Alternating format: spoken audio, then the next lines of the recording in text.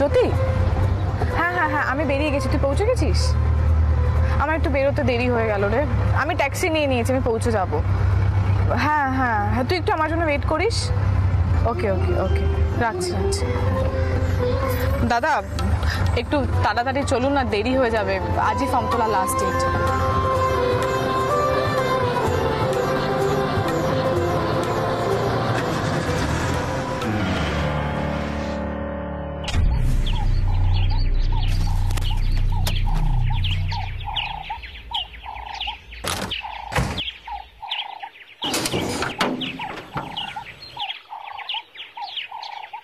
কি হলো দাদা? দেখছি কি প্রবলেম হয়েছে, একটু দেখে নেই তারপর বলছি। প্রবলেম?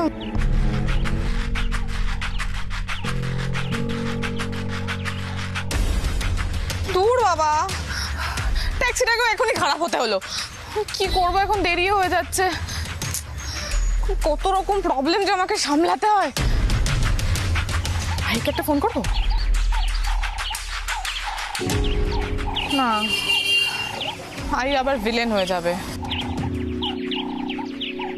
ভাইকে আবার পণ্ডিতের 10 রকম কথা শুনিয়ে দেবেন। দূর। ও দাদা কতক্ষণ সময় লাগবে দাদা? দেখছি, আমি চেষ্টা করছি যতটা তাড়াতাড়ি করা যায়। একটু দেখুন না প্লিজ।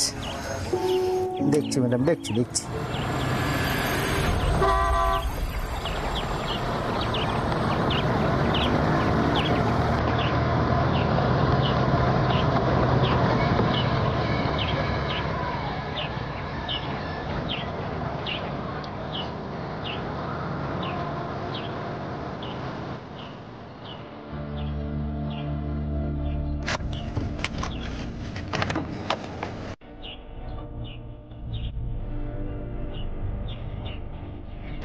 রঞ্জা,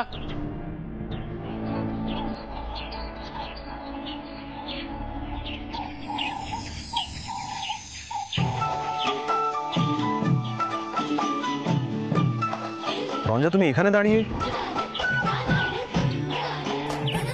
ট্যাক্সি?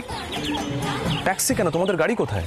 বাড়িতে অ্যাকচুয়ালি আজ কোনো গাড়ি অ্যাভেলেবেল ছিল না, আর আমাকে আজই ফর্ম তুলতে হতো আর্জেন্টলি, তাই বেরিয়ে পড়েছি। বুঝলাম, চল আমি তোমাকে ড্রপ করে দিচ্ছি। রঞ্জা তোমার শরীর খারাপ, তার মধ্যে তোমাকে এই রোদের মধ্যে তোমার হাজবেন্ড বেরোতে দিলেন? তুমি তোমার হাজবেন্ডের এগেন্স্টে কিছু বলো না, কিছু শোনাও না, এত অন্যরকম হয়ে গেছো না যে কিছু বলার নেই। রঞ্জা, যখন ফার্স্ট আলাপ হয়েছিল আমাদের কতটা স্পিরিটেড ছিলে তুমি। যাকে চলো এখন। 1 মিনিট দাঁড়াও। এই নিন দাদা, চলো।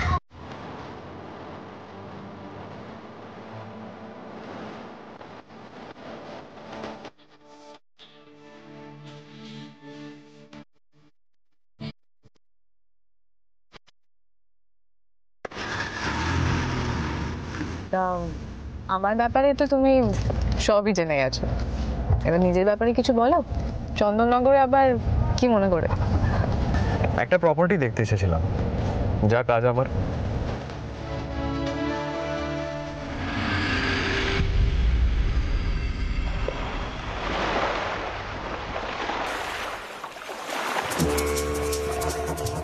এই আশ্চর্য মানুষ তো ফোনই তুলছে না। এই সকালবেলা তেজ দেখিয়ে বেরিয়ে গেল, এখনো বাড়ি ফেরার কোনো নাম নেই। আরে এরপরে বাড়ির লোক তো আমায় চেপে ধরবে, বলবে তুই কেন যেতে দিলি রঞ্জাকে। অসম্ভব ব্যাপার। ঠাকুরপো, আপনি রাত্রে কি খাবেন? মামুনি জিজ্ঞেস করছে। আর খাওয়া, রঞ্জা এখনো বাড়িতে ফেরেনি, একটা খবর নিয়েছো? না, অনেকটাই তো রাস্তা, এসে পড়বে এখনই। আরে বাড়ির লোকে তো সেটা শুনবে না, না সবসময় চেষ্টা শুধু আমাকে ছোট করার। মল্লার একই চেষ্টা তো তুমিও করো। এই যেমন তুমি রঞ্জার কথাটা মানলে, সুরমণ্ডলে ছেড়ে বলে তুমি তাকে অপমান করে শোধটা নিলে। বাহ, কি বলতো মোল্লার, তোমার এই ব্যাপার স্যাপারগুলো না আমার কাছে যথেষ্ট ক্লিয়ার হয়ে গেছে। এই যেমন ধরো রঞ্জা জেদ করে ফর্ম তুলতে গেল, ও যখন ফিরে আসবে আমি লিখে দিচ্ছি তুমি বদলা নেবেই নেবে। সঙ্গে সঙ্গে ওই পরিবারের সবাই দেরি করে চিৎকার করবে, তুমিও তালে তাল মিলিয়ে চিৎকার করবে, হয়ে গেল। এভাবে কতদিন চলবে মল্লার? আরে এইসব কথা তো একবার রঞ্জাকে গিয়ে বলতে পারো। ফোন টোন তুলছে না, এরপরে বাড়ির সবাই তো আমায় চেপে ধরবে। মল্লার, ওই যত ভাবি তোদের কোনো ব্যাপারে আমি কথা বলবো না, কিন্তু তোরা এমন এক একটা কাণ্ড কারখানা করিস যে আমার কথা না বলে কোনো উপায়ও থাকে না। বলি বউ মানুষ, সে সকালবেলা বেরিয়েছে, এখনো ফেরার নাম নেই, এ কেমন কথা? এমনিতেই দাদার মেজাজ গতিক ভালো নয়, তার উপর এসব জানলে তো অনর্থ হয়ে যাবে।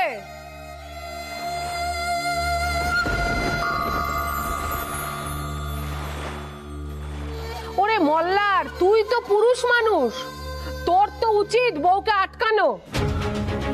হলো, বলেছিলাম আমি। পিছিটা মা,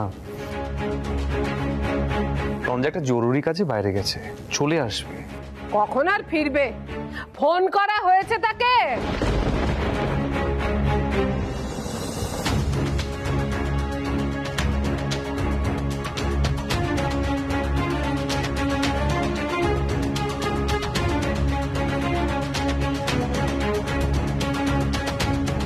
তা গেছে কোথায় সে?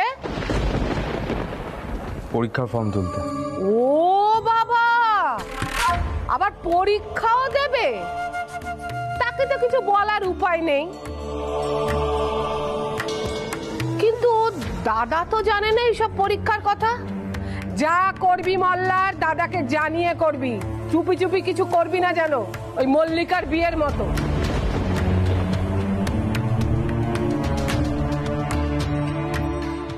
ফোনটা তো ধরছে না, বোধহয় সাইলেন্ট। বুঝো কাণ্ড, বুঝি না বাপু তোদের কাণ্ড কারখানা। পিলু, পিলু বললাম যে সবাই কি খাবে জেনে আমাকে বলতে, এখনো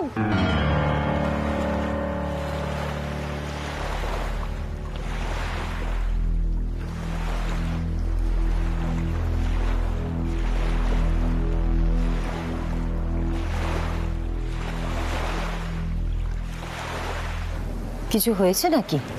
মামুনি, রঞ্জা এখনো ফেরেনি, আর সেই জন্যে পিসি ঠাম্মা রাগারাগি করছেন। এদের আগের কি হলো পিসিমা? মেয়েটার পরীক্ষা, আজ ফর্ম তোলার শেষ দিন, যাবে না ফর্ম তুলতে?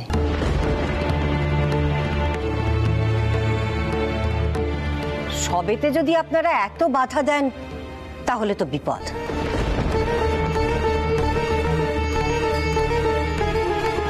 রঞ্জা আজকালকার দিনের মেয়ে, সারাদিনও ঘরে বসে থাকবে নাকি?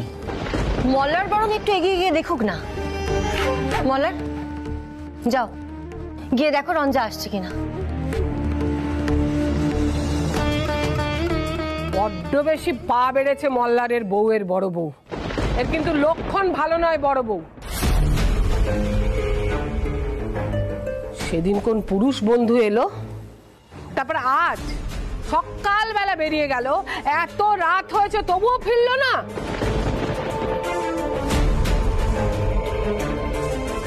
আমাদের তো তিন কাল গিয়ে এক কালে ঠেকেছে, গন্ধ শুকলেই বুঝতে পারি।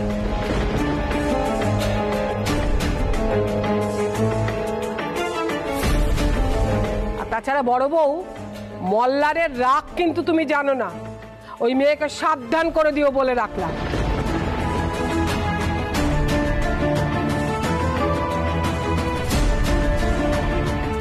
তুমি শুনলে তো মা, পিসি ঠাম্মা কি বলো তুমি শুনলে তো? মামুনি, এসব কথা ঠাকুরপোর কানে গেলে কিন্তু রক্ষে থাকবে না, পাগল হয়ে যাবেন। এ বাড়িতে না নিত্য অশান্তি, কোনো কিছুই যেন সুষ্ঠুভাবে হয় না। আহির, রঞ্জা যেন কুশলের সাথে বেশি যোগাযোগ না রাখে, ওকে বলে দিও। ছেলেটাকে আমার খুব একটা ভালো লাগেনি। বেশু তুমি কি বলছো?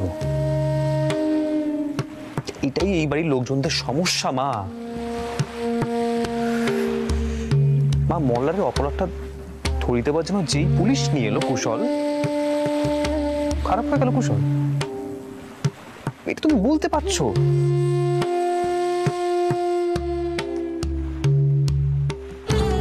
বিলু চলো এসো।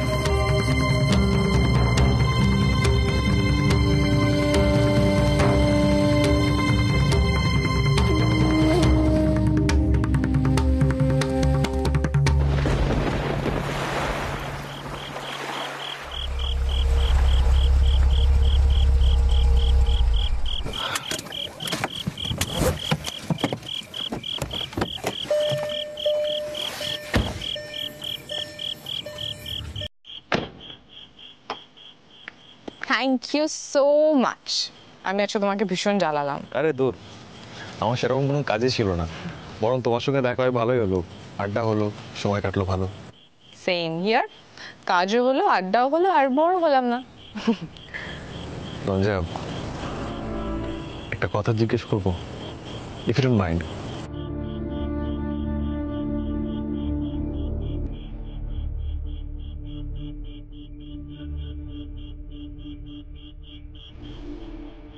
মল্লারের ব্যাপারে নিশ্চয়ই। বলো কি জানতে চাও?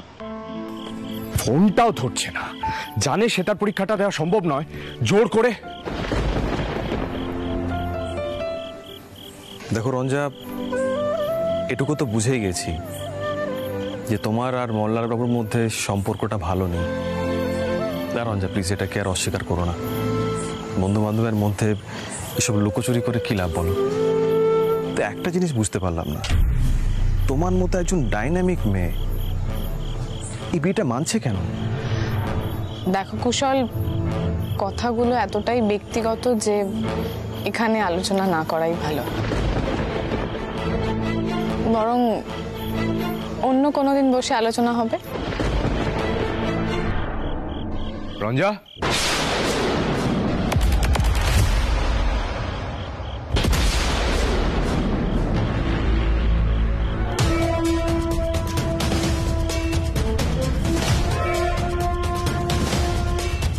এত দেরি হলো যে? এখানে দাঁড়িয়ে না থেকে বাড়িতে চলো, সবাই চিন্তা করছে। ফোন ধরো না, কিছু না। মল্লার, এতটাও তো দেরি হয়নি।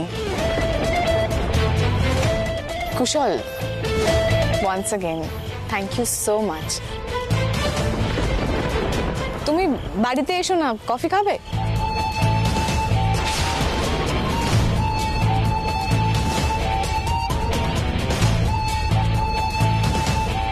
না রঞ্জা, আজ থাক, আজ তুমি বাড়ি যাও।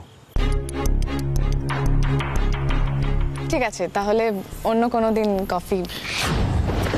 আরে মল্লার, মল্লার, আরে আরে মল্লার, টানছো কেন? ছাড়ো, আমি যাচ্ছি তো। কি হচ্ছে এটা? কি মল্লার? আরে মল্লার, মল্লার, কি ভেবেছোটা কি তুমি? মল্লার, কুশলের সামনে থেকে আমাকে ওভাবে টেনে কেন নিয়ে এলে? আমি ওকে ঠিক করে থ্যাংক ইউ বলতে পারলাম না। তাই নাকি? আর কত থ্যাঙ্কস দেবে? অনেকক্ষণ ধরে তো পার্কিং লটে দাঁড়িয়ে দাঁড়িয়ে হেসে হেসে কথা বলছিলে, মন ভরেনি বুঝি?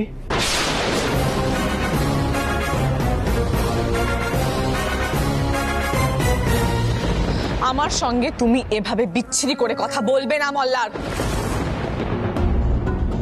তোমার কোনো রাইট নেই, আর আমার ওপর অধিকার ফলাতে আসবে না, ফল ভালো হবে না।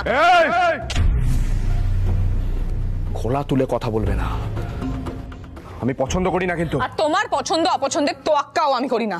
এতক্ষণে তোমার আসার সময় হলো বাছা, এসে আবার গলা তুলে কথা বলছো? কি ব্যাপার? কোথায় গেছিল তোমার আদরের বৌমা?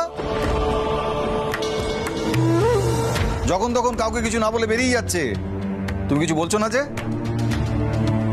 নাকি তুমিও এই সুযোগে স্বাধীনতাটা নিতে চাইছো? কি মুশকিল বলো তো, ওর নিশ্চয়ই কোনো কাজ ছিল।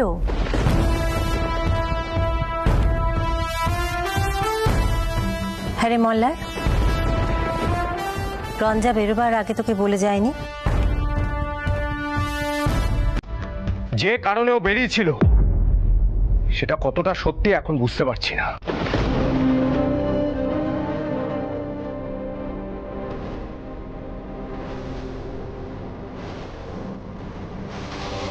যাই হোক, এই নিয়ে চেঁচামেচি করে কোনো লাভ নেই। এক মিনিট এক মিনিট এক মিনিট,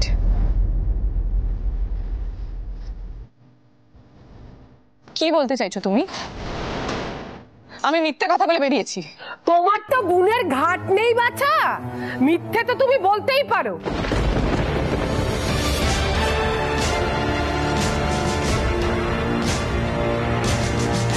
এসব কি বলে চলেছেন বলুন তো পিসিমা? একে তো মল্লারের মুখে কোনো লাগাম নেই, তার উপর যদি আপনারা এসব কথা বলতে থাকেন ও তো আরো বিগড়ে যাবে। তোমার না আদিক্ষেতাটা বড্ড বেশি বড় বউ। হাহ, অবশ্য তুমি তো চিরকালই অন্যরকম। ওই সুরমণ্ডলের মেয়েদের না কোনো রকম সহবত নেই।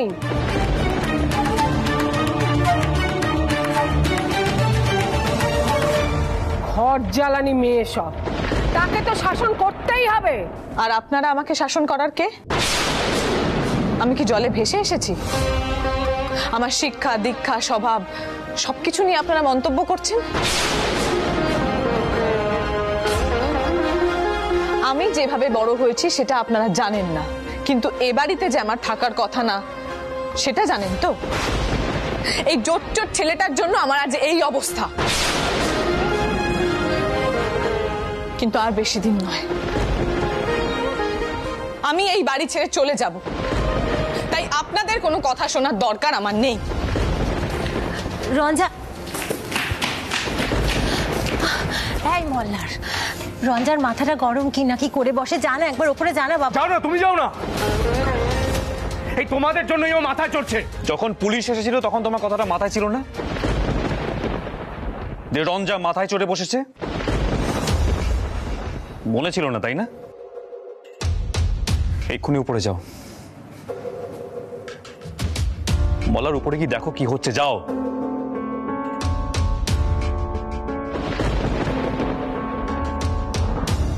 সত্যি কাকা, আমি না একটা কথা আমি না বলে থাকতে পারছি না। এই যে তোমরা কন্টিনিউয়াসলি মেরে দাবি রাখো, তাতে কি লাভ হয় বলো তো? আমি তো বুঝতে পারছি না। হ্যাঁ, বসু মল্লিক বংশে তোমরা যে একমাত্র পুরুষ সেটা তো বারবার প্রমাণ করার কোনো প্রয়োজন নেই। আরে মল্লার তো মাঝে মাঝে স্বাভাবিক হওয়ার চেষ্টা করে, তোমরা তোকে উস্কে দিয়ে শয়তান বানানোর চেষ্টা করো আবার। আরে এতে তো ওরই ক্ষতি হচ্ছে, কেন করছো এইসব? আর তোমাদের শিক্ষা শিক্ষিত কদিন আগে এমন একটা কাণ্ড ঘটালো, এতটা নিচে নেমে কাণ্ডটা ঘটালো, সে তো কারোর কাছে চাপা নেই। ভালো লাগছে এসব? কাকিমা, রঞ্জার হয়তো সারাদিনে কিছু খাওয়া হয়নি, আমি যাই ওর জন্য একটু কিছু করে আনি। হ্যাঁ দিদি, শোনো না, বলছি চলো না আমরাই বরং কিছু গেল গেল গেল, সর্বনাশ হয়ে গেল। বলেছিলাম না একটা ঘর জ্বালানি মেয়ে, সংসারটা আমাদের ছাড়খাড় করে দিল। আমি দেখে আসছি। রঞ্জা, রঞ্জা! আমি বিশ্বাস করতে পারছি না তুমি ফোন তুলতে গেছিলে, তাহলে কুশল বাবু তোমাকে পৌঁছে দিল কি করে? আচ্ছা, উনিও কি সেতার পরীক্ষার ফর্ম তুলতে গেছিলেন নাকি? চুপ করে আছে। আরে বলো, উনিও কি সেতার বাজান? বলো। আমি না আর নিতে পারছি না। এটা কি ধরনের অসভ্যতামি হচ্ছে? আমি তোমাকে কেন কৈফিয়ত দেব? কেন দেবে তুমি কৈফিয়ত? আইনত আমি তোমার হাজবেন্ড, আমি জানতেই পারি তুমি কখন কোথায় কার সঙ্গে ঘোরাফেরা করছো।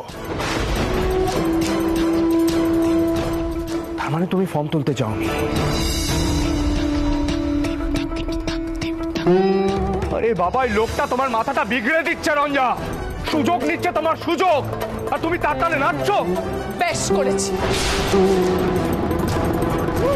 তুমি যখন একটা ছাত্রীকে নিয়ে কফি শপে কফি খেতে গেছিলে কাউকে না বলে, তার বেলা, আর আমি তো তোমাকে হাজবেন্ড বলে মানেই না, তাহলে আমি যা খুশি করি যেখানে খুশি করি বেলায় তোমার কি?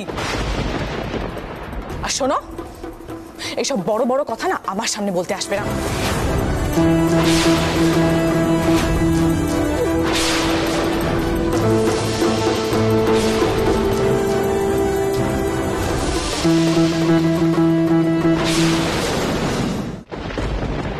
কি হলো?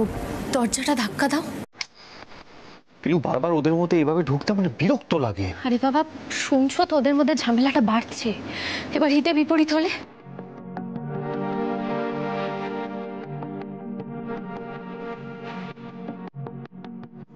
কি হলো, কি দাঁড়িয়ে আছো কেন? মা, ভেতরে যাওয়া হচ্ছে, এভাবে নক করা যায় না।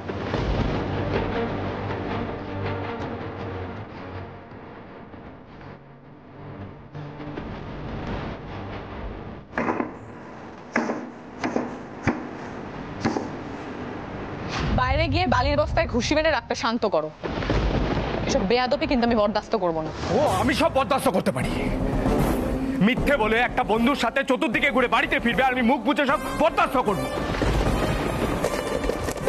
আরে তাহলে তো বলে যেতে পারতে যে ফুর্তি করতে যাচ্ছ।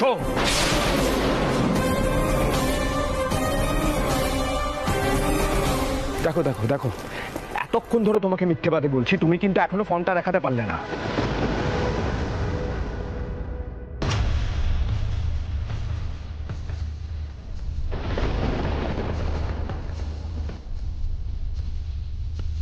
তার মানে আমার কথাই ঠিক, তাই তো? রঞ্জা, উত্তরটা দাও, নালে গায়ে হাত উঠে যাবে। গায়ে হাত তুলে দেখাও মলয় বসুন, লিখ মেরে মাথা ফাটিয়ে দেবো।